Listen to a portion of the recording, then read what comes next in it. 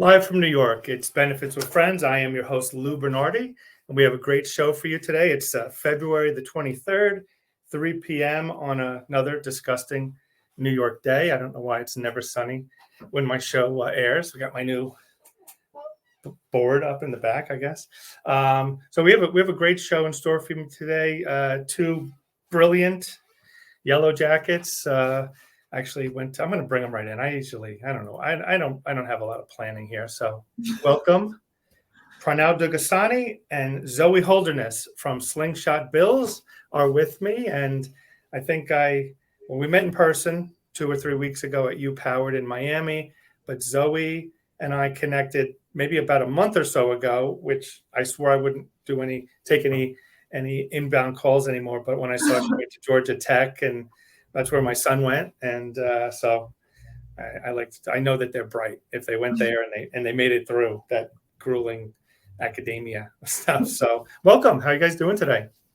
Good. Thanks for having us, Lou. Yeah, where are you guys joining from? We're joining from San Francisco. Oh, very nice. Is it nice there today? I hope not. I hope it's Yeah, it's actually not surprising. They were patch for us over here. So for our loyal listeners, Dale, if you're out there, hopefully today, Slingshot Bills. When I did get on the call with Zoe and she explained what they were doing, I was just kind of blown away, like I am a lot of times.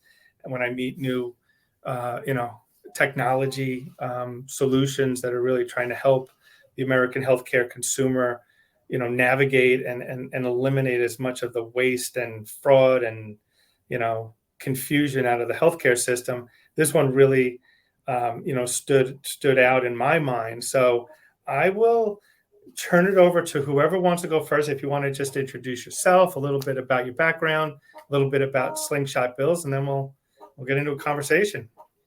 All right, awesome. Well, I'm Pranov, as Lou said, and actually you got the pronunciation perfectly. So Thank you. Congrats. I'm the CEO of Slingshot. This is Zoe. She's the CTO. And we met back in college at Georgia Tech and connected back when we were in California. I was a software engineer at Google. Zoe was a software engineer at Lyft and Tesla. And we really started working on this problem after Zoe actually felt it herself. So I'll let her kind of talk about that. Yeah, thanks, Pranov. So like Pranov was saying, we were both software engineers. And then I got overcharged for a gynecologist bill and thought that the bill was just a little too expensive. And so requested an itemized bill and then started digging into CPT codes and what those meant and realized I had a case where it was a misuse of a modifier 25. And so requested coding audits and ultimately got my bill reduced, but was just frustrated by how long I spent researching what CPT codes were and how things should be billed correctly. So Pranov and I actually started taking on cases for friends, and we were lowering our friends' bill by about 30%, which was wild to us because it was a population of like 25 to 35-year-olds who were all insured by their employers and generally pretty healthy. And so if it was a problem for them, we couldn't imagine what it'd be like for the greater population. But it also seemed like a perfect application for software because there's all these rules in how you should bill something so that you don't unbundle something or you don't charge for a higher severity than really happened. And so it's the perfect application to implement software and have a decision tree, rules engine, and then machine learning models to figure out, what is really the correct way to bill something. So, it's amazing, right? So technology, right, is the solution to most things. But this is a scenario when we're talking about healthcare, when we're talking about health insurance, where we talk about it all the time on this show. All of the misaligned incentives. It's business, it's capitalism. Now you have to think: do they earn more when they charge more? And of course, the answer is yes. And a few years ago, there was some legislation, and they expanded the CPT codes, right? So the standard codes for inpatient care, outpatient care, everything has a code. And if you're just my fire alarm's going off, so It's going to be a really exciting show in a second.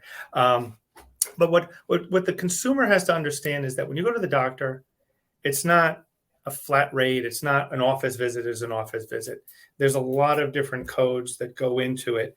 And the complexity of the visit entitles the providers to more money. Mhm. So when you go to the emergency room, you can go for a stub toe that you thought might have been broken, or you can go for something where your toe's about to fall off and you need surgery to reattach it, right?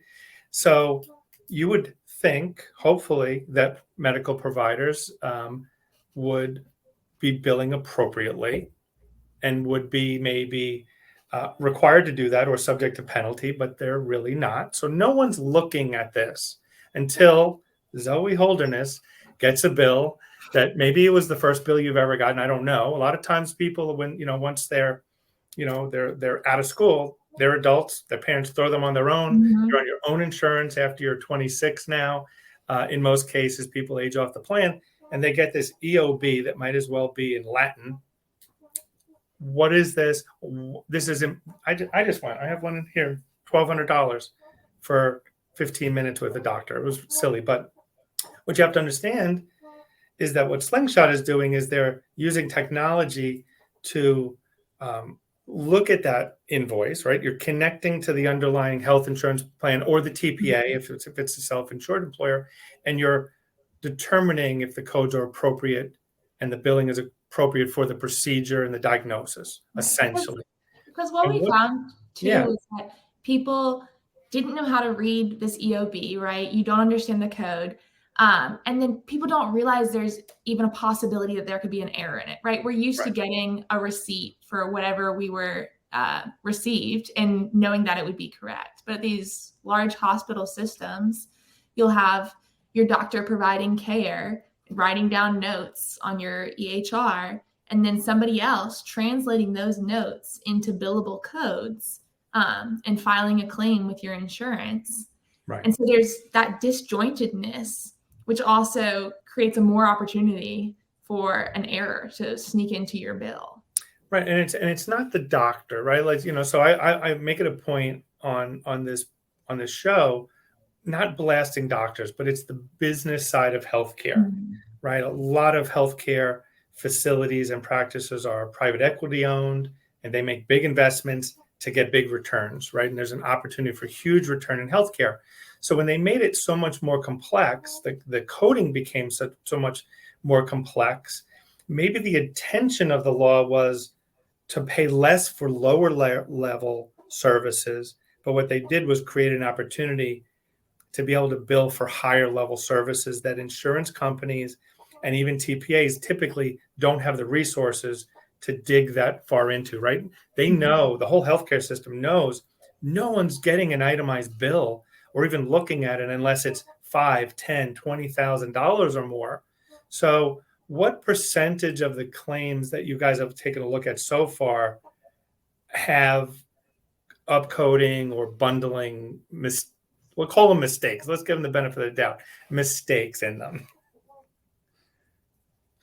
Yeah, I think for some of these initial audits that we've been doing, it's interesting. We'll find anywhere ranging from 5 to even 10% of this claim spend go into errors or overcharges, frankly, things that shouldn't have been billed for. And they can take all sorts of shapes and forms. But yeah, it really is kind of that feeling that, well, unless it's a large bill, we're not going to really take a look at it. And therefore it goes under the rug. Well, it takes a lot of manpower hours, right? Or human power. But now with technology, which, again, two brilliant, computer engineers, right? Is it computer engineering? Is it software engineering? Mm-hmm. You can make it easy, right? You can take the hard work out of it, automate it so that the member doesn't have to do anything. The TPA is not doing it, right? So they don't need more people doing manual labor to look for things. So you said 10% of the spend. Mm-hmm. That's very different than the percentage of, like, what percentage of claims? If you had 1,000 claims, so $1 million spend essentially could be $150,000 to $100,000 in error, worth of errors. But if you had, millions spend, and let's just say there's 1,000 claims, what percentage of the claims actually have errors in them? I was actually just looking at this for one of the audits we were doing, and it was like 200 something claims that we were auditing.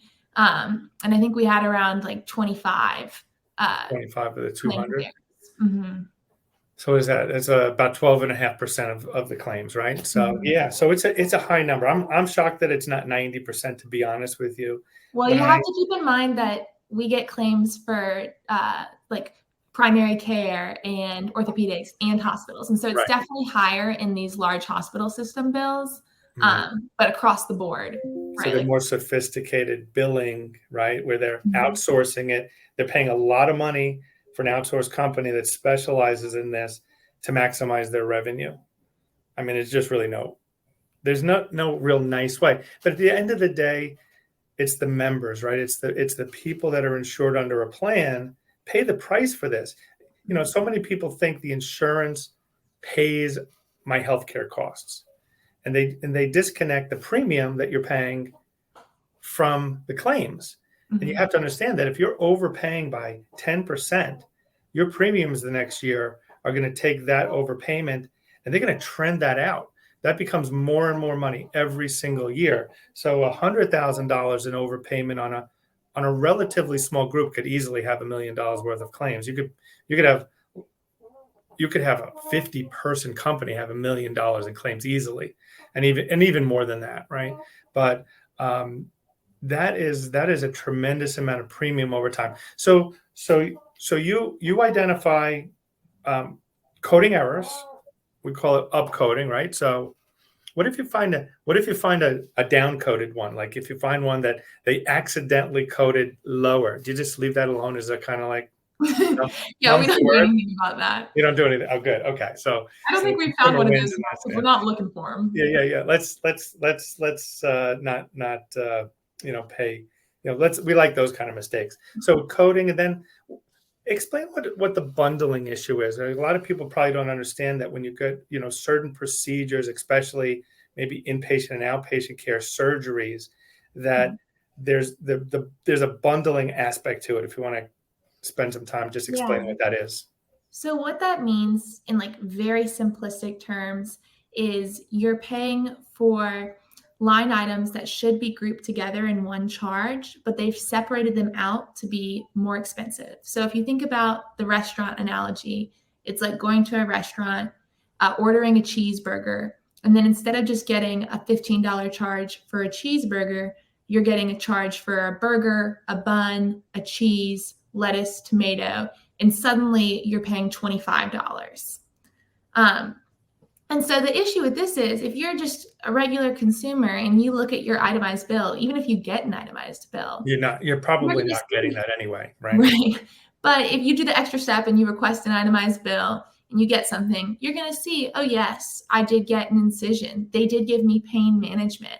I did have this procedure. And you're not going to realize that pain management, those sutures at the end of your surgery should all be included in the global surgery code. And even one thing I think is interesting, I didn't know that we started working on this, is when you have a major surgery, if you go have a follow-up visit for pain management related to that surgery, to check in with the surgeon, that's under the global surgery code. So that's also included in that initial payment for that major surgery. Now, does that differ from, let's just say, network to network? Are those bundles universal, or are those bundles different for Aetna versus Cigna versus Anthem or United Healthcare? So there are slight differences in what different networks accept and how they choose to categorize things. But CMS, so the Center for Medicare and Medicaid Services, has overarching guidelines for how things should be bundled together and not unbundled. So is that the source of where you're building your rules out? That's our starting point. Okay. We look at these first. And then you challenge the claim based on that criteria. right? And are you requesting? So you're appealing the claim essentially on behalf of the member? Yeah, for now, you want to take this one? Yeah, so we actually appeal the claim on behalf of the plan. And so what's the nice thing about that is we can reach out to the provider without actually having to contact the member first. So we're not getting someone's hopes up that there is an error in their bill and that we can save them money. The first time we reach out to them is after we know that the bill has been changed and we know that they overpaid and that there is money coming back to them. And so it helps us challenge more items without disrupting that member experience.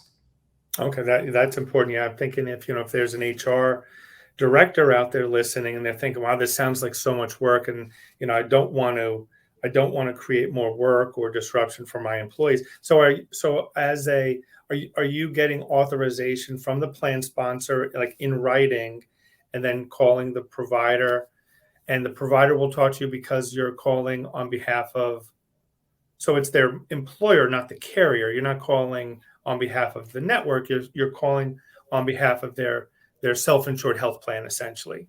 Exactly. Yes, exactly. Okay, and they don't push back saying that it is private information under HIPAA.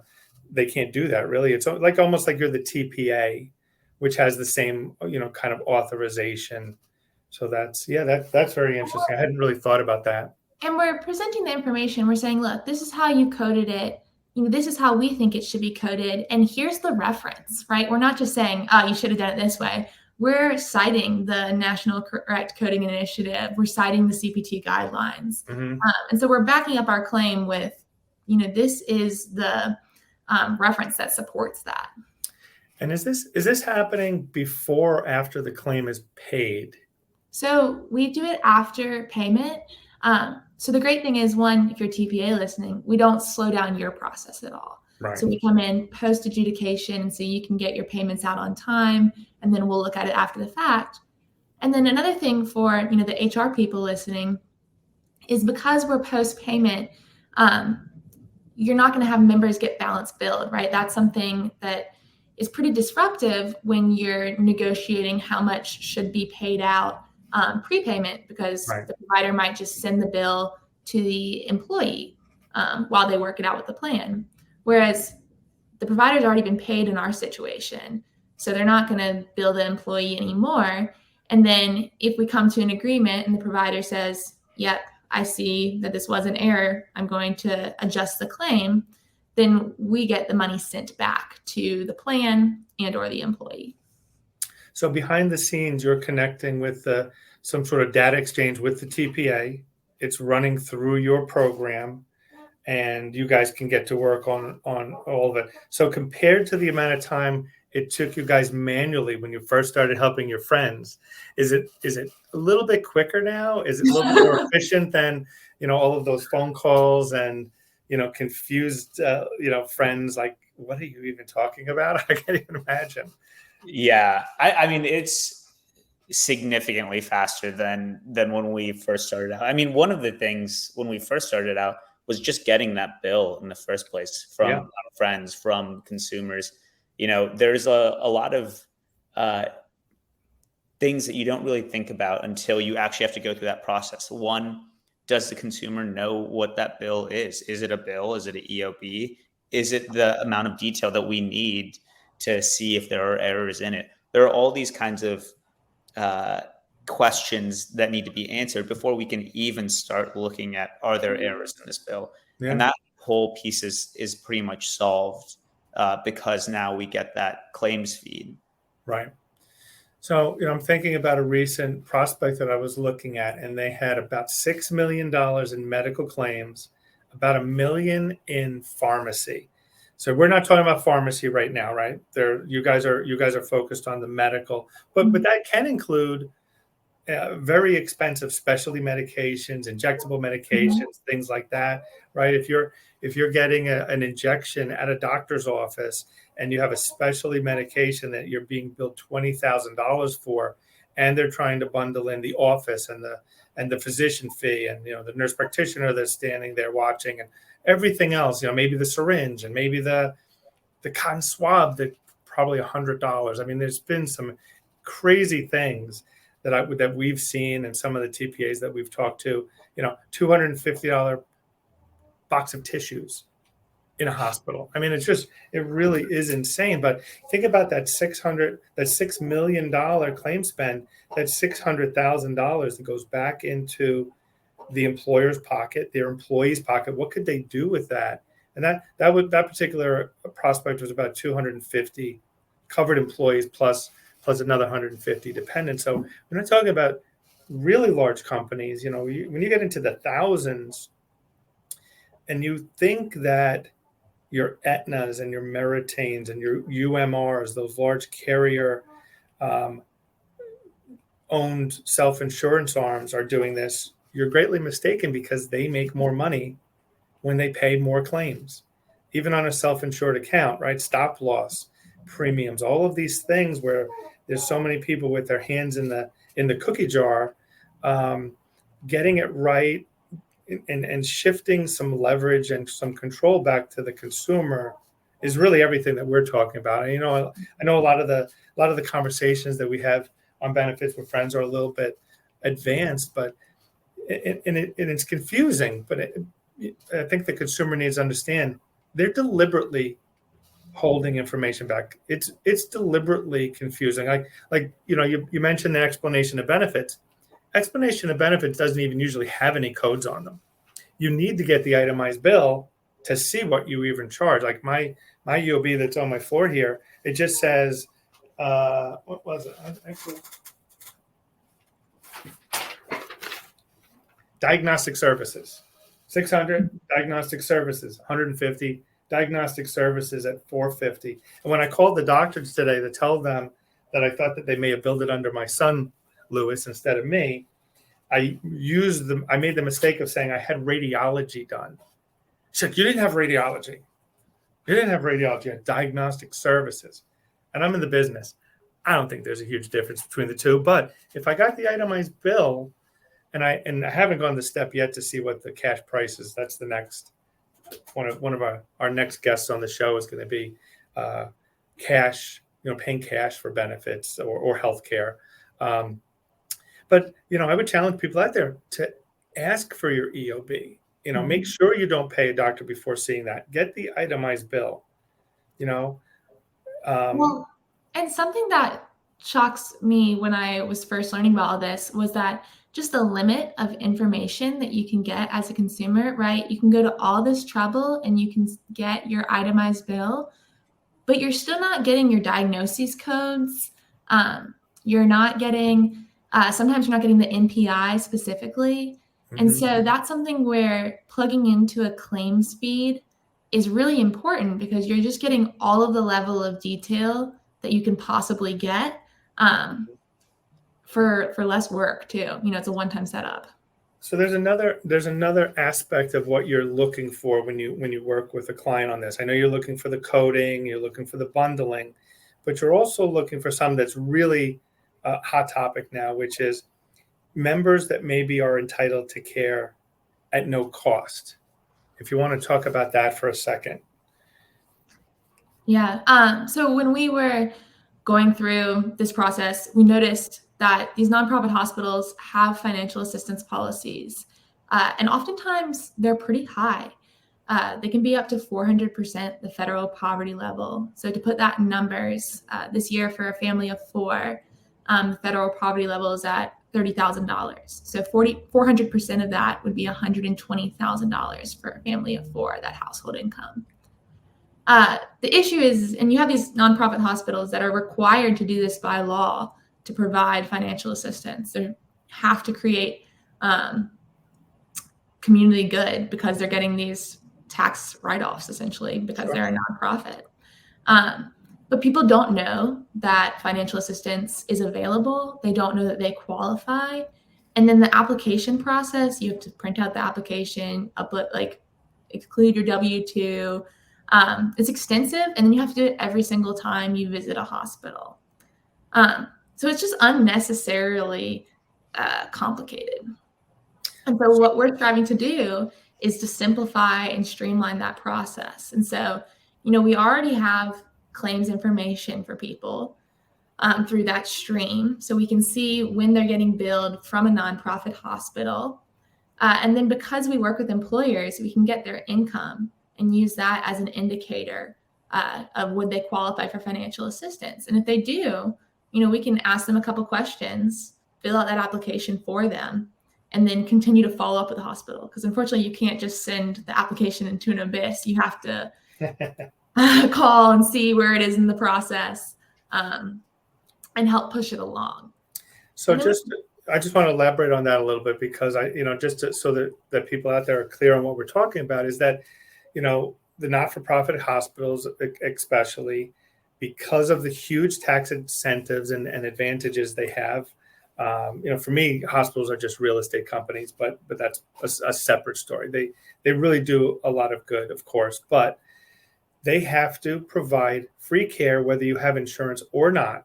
Mm-hmm. You can refuse to give them your insurance information, and if you fall below that threshold, so you use the example of $120,000, and that's not universal, right? It's going to be different, maybe in different parts of the country, and family size, and the exact type of income.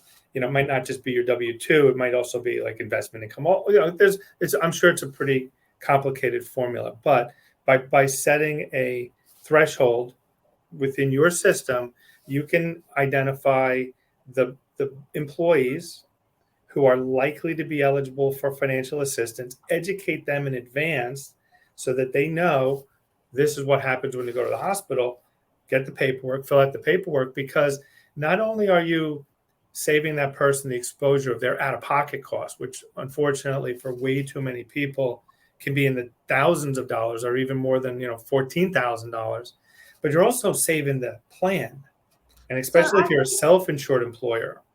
Yeah, so we'll have them use their insurance, because you can have, like you said, these financial assistance policies apply even if you have insurance. So it just covers the member portion. So for these financial assistance policies, we're saving the member money, but the plan does still have to pay their part. Oh, but I think there are laws that say you don't have to use your insurance, but that's maybe for a separate conversation. I got to look a little bit further into that. I think you're right. It just is a matter of some of these financial assistance policies will require you to, if you have insurance, use that first. It's going to differ from hospital to hospital. Yeah.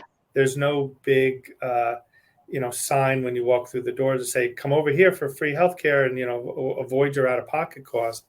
I think the most extreme example I've ever seen or heard of was a town in the Midwest that had like 30,000 people in the whole town, and 20,000 of them were in collections from the local hospital. There was one hospital within like 50 miles of this town, so everybody was forced to go there, and they had over 60% of the residents of that town in collection, which is absolutely despicable. I know that there's a lot of people out there, Marshall Allen and a lot of other people who are attacking medical debt head on, because it's horrendous when we're talking about a lot of the other things that hospitals do, which is, get medications at cost and then sell them to members of group health insurance plan where they're supposed to be using those medications for the more needy people. So, we don't feel bad for the hospitals. The hospital executives, they're doing really well. I do feel bad for the doctors. Again, doctors, the nurses that work there are amazing people, and unfortunately, they're not getting a lot of the financial benefit of some of the underhanded business tactics of these hospital systems. Yeah. I think the thing to remind people too is that with these financial assistance policies, you've already paid for them. Like us as citizens paying taxes are paying for these financial assistance policies because we are paying for the government, and the government is giving tax breaks to these nonprofit hospitals in order for them to provide community good. And the community good is this financial assistance policy. Sure. So we're paying for it one way or another. So if you qualify, you should use it. And we're just trying to make it as easy as possible for you to use it. It's amazing that there are just not stronger regulations that mandate with heavy penalties them not sharing this with their communities. I mean, it's mind-boggling. There's a real popular here in New York. There's a real popular chain of hardware stores. I won't mention their name, but I was speaking with them a couple of years ago, and we were talking about healthcare. We were talking about transparency and a lack of it, and when it comes to healthcare, and they told me that on their shelves, everything has to be clearly priced and marked for the consumer to see.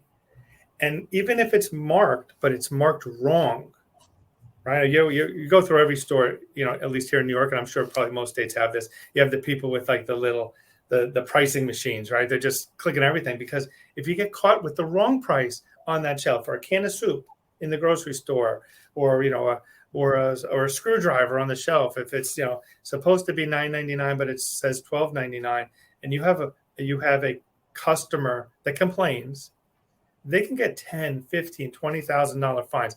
They're huge, some of these fines.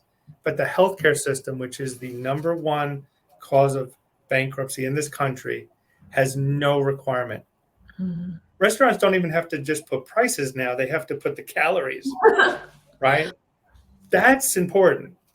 But no one's going bankrupt because they had a Big Mac that had 2,500. I don't know. Maybe I'm wrong. I don't eat Big Macs anymore. I did, which is why I'm working out with BioCoach now. I'll plug them. Did you meet Darrell in UPowered?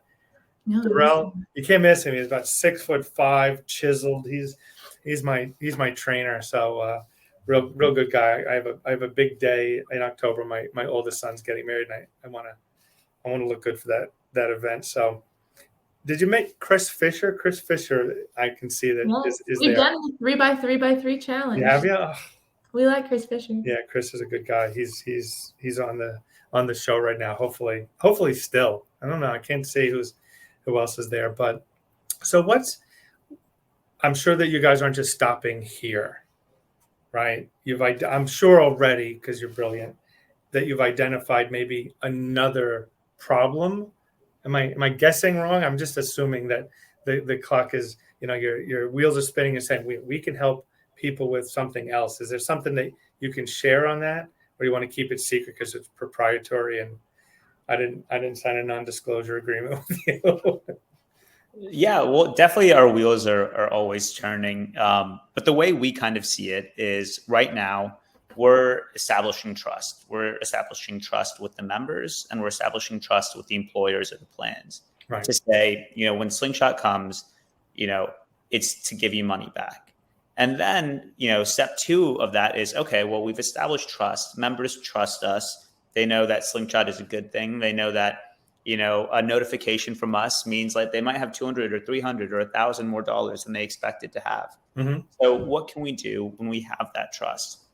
For us, I think member navigation is really exciting, really interesting, and has a lot of potential to save members money and to save the plan money. And yeah, I kind of think that's an exciting place to go. But right now, we're really focused on establishing that trust in the first place, getting that money back to people, getting that money back to the plan. Yeah. And then I think the other thing that we're always excited about is data. And so as we work with a plan, we get more and more of their data, and then we can figure out, with these insights, what can we do? So for the care navigation example, I've seen lists, or I used to have a list at my old job of preferred providers, right? But you can have a list for preferred providers, but that doesn't mean someone's going to actually go and check that list before they schedule an appointment. I definitely did not do that. Right. But if we can build something where we're working on now, we'll predict where you're going to get care and for what. Maybe we see you went to the physical therapist, and we're looking at your diagnosis and know you're going to have to go to the physical therapist for the next 6 months. We can help you navigate to that preferred provider based on quality metrics, based on price, now that we have these price transparency laws. So that's something I'm definitely excited to dig into. But just using data to create solutions, I think, is super important, especially in the healthcare industry. I forgot about that component, because when I did the demo with you, that was something that was really super exciting for me, because, I forget, is there a dashboard that the employer has access to be able to see the data that you're talking about, because you're identifying the coding problems, but you're also collecting all of the coding, right? So even for the 90% of claims that are maybe appropriate, right, where something isn't really glaring, now you can work with that data to say, like Zoe just mentioned, where's the person going to go next, right? And get ahead of that next visit, not and recommend high quality providers. Going to the best doctor should be the most important thing that everyone is looking for. And I think that, if you asked people, of course they would say, yes, I'd love to be able to do that, but I can't now. How do I know, who's the best doctor? But data can identify the doctors who treat more appropriately, right? Don't overprescribe opioids or overperform surgeries or have some sort of financial incentive with the radiologist on the next corner where they're getting, I'll call it a kickback, but whatever they're getting, we don't want people to we don't want those providers to benefit from the consumer being underinformed, right? And it's not ignorance, because they've been deliberately kept in the dark, right? And even though there's a lot of data now, the data is not super friendly where people even know it exists, right? It's going to become much more friendly. It's like Amazon didn't happen overnight, right?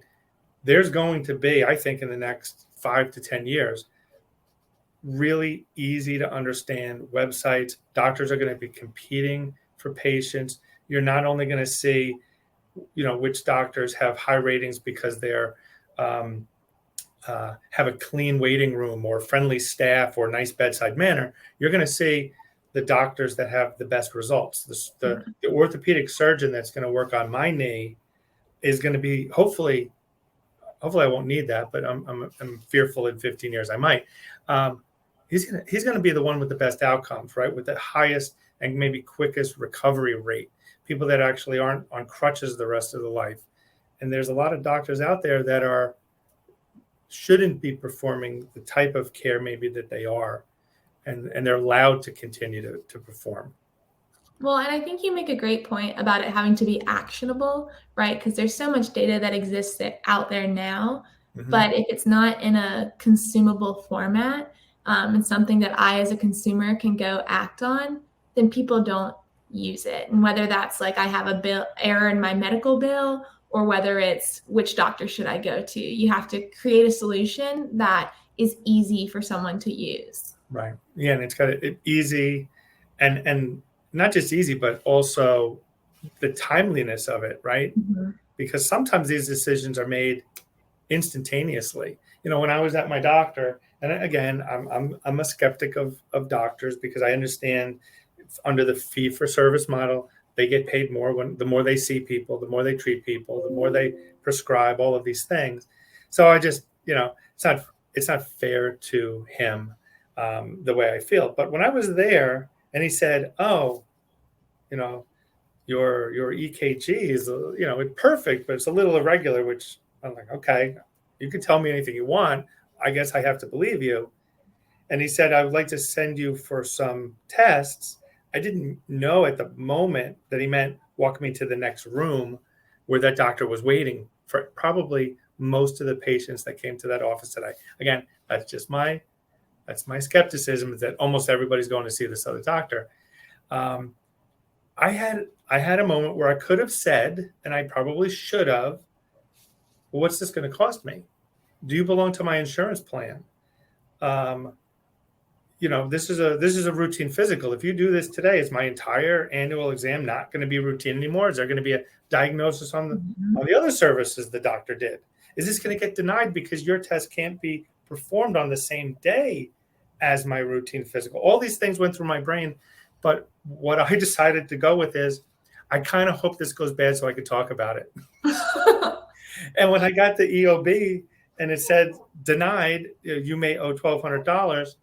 I was, getting ready to fight, and then I looked at it closer and said, "Oh, this is probably my son," because it said my insurance had expired before the care was taken care of, and my older son aged off the policy a couple of years ago. So now I'm back to waiting, and I'll get a revised EOB. But the average person who has no idea that any of these things are happening, that completely trust their doctors, and I want them to completely trust the doctors. But the healthcare ecosystem and the health insurance ecosystems have to earn that trust back now. In my opinion, they've lost that trust. They've taken advantage. They've deliberately kept their consumers in the dark. They've had all the data. The data that you guys have access to didn't just happen overnight. They've had it behind the scenes for many, many years. It's just it's what they chose to do with it. That's a little bit despicable. That's actually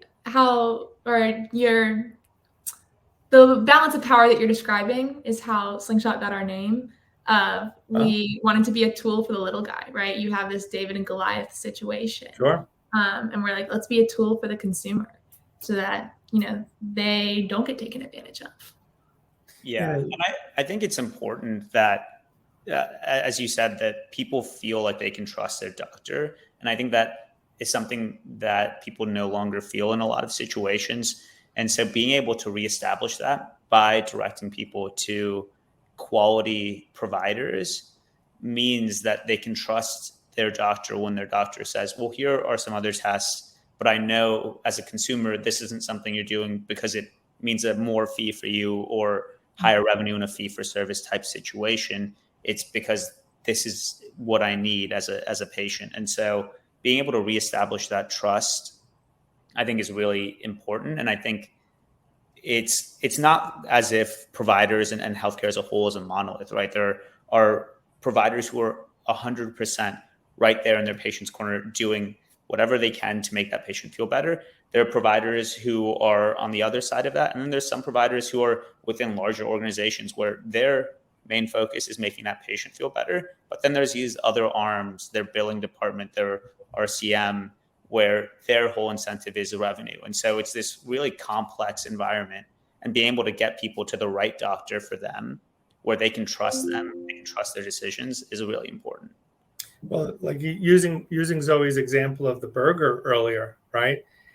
The chef isn't responsible for how you get billed by, at checkout, right? The chef could be amazing. It might have been an unbelievable burger. Maybe it was worth $25, but they advertise it for $15. And that's the thing, is that, there's a lot of different problems with healthcare, managed care. I always mention the book that I'll probably never finish that I'm working on.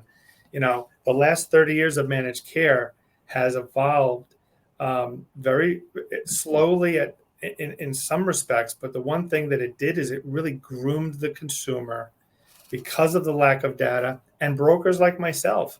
We filled in the narrative for the benefit of the health insurers and the healthcare systems.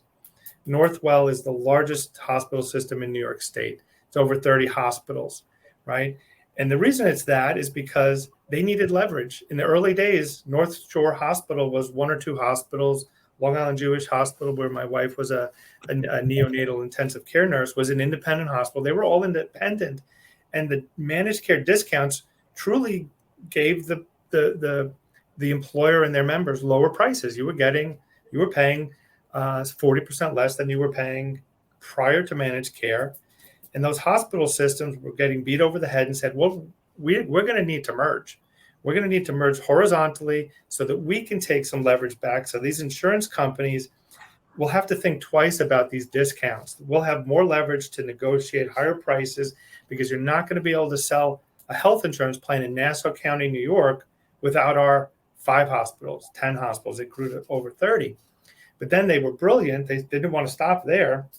Then they merged vertically.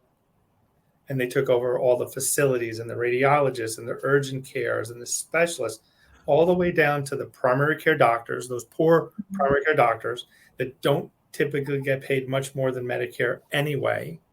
And now the only way they can get paid more is join the healthcare system to get a little bit more money, probably.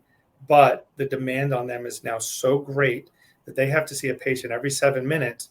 And the deterioration of the healthcare and population health is because that relationship is gone. So, I think our job, you guys on the technology side, mine as the benefit optimization officer, advisor, broker, and and the hundreds more like myself that are part of Health Rosetta and some other great organizations is we just have to beat the consumer over the head and let them know there is a better way. We can shift that leverage and give you the slingshot so that you can take Goliath down. Because if you don't, where does this go from here? That's really, it's the horrible part of this, but maybe one of the opportunities is out-of-pocket costs can't go any higher. Premiums, I mean, they will, but premiums can't go any higher, but they will. Yeah. They're going to take businesses down with them. They're going to take a lot of wages and compensation that could otherwise be going to families away from them, right? So it's just too important of a job, and thank goodness for people like you. Otherwise, without the data, I would just be, screaming and yelling, nonsense to people. But the data doesn't lie, right? Data it doesn't lie. So, any other thoughts? I mean, we're coming up about 46 minutes now. Anything you want to ask me? Anything you want to share? I think I was just thinking about, as you were summing it up very nicely at the end, I mean, the other thing to think that's at stake here is, as these premiums go up, people are going to skip care. And that's what's going to happen, right? They're not going to be able to afford the cost of their healthcare, so they're not going to go get care when they need it. And that's a huge impact. That's been happening. When you powered, I don't know if you sat through Wendell Potter's presentation, the ex Cigna executive. It was kind of like a confession session of his, but they completely they manufactured this idea of consumerism, right? It wasn't a real thing.